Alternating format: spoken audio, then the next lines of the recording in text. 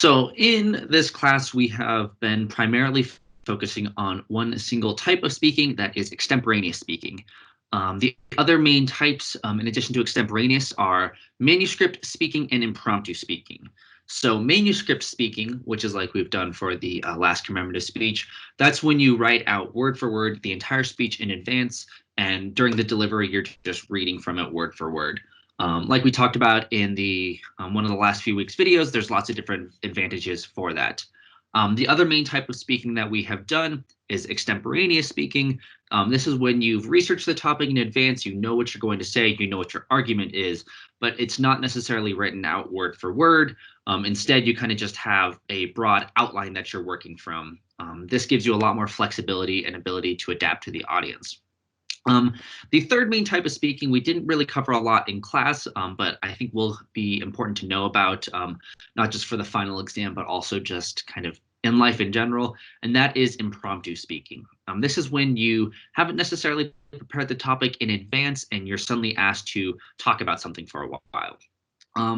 And so impromptu speaking is a really difficult skill. Obviously, we've talked a lot in this class about how planning and preparation can be one of the most valuable tools to be an effective public speaker. And so when you don't have as much preparation, it can be difficult. That said, there are a couple of strategies and ideas that you can keep in mind to help you potentially be successful in an impromptu speaking situation. And these are called topoi. And what we can define these as is any common line of argument that can be applicable for just about any topic or subject matter.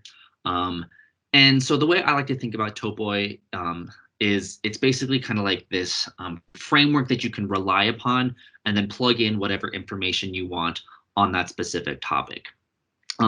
So basically, even if you are asked to give an impromptu speech, it's this kind of common line of reasoning or this broad structure organization that you can kind of just lean upon instead of just making it up 100% as you go.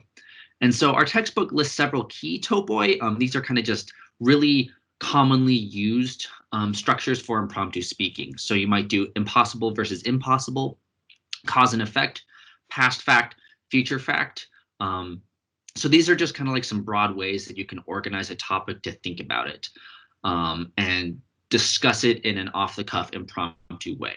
So for instance, if I asked you to give an impromptu speech about your college major and your degree, if that wasn't something that you had prepared before, you might perhaps lean upon the past fact and future fact key at topoi. So you talk about your past interests, some things that you've perhaps done in school, your own career that has led you to choose your major.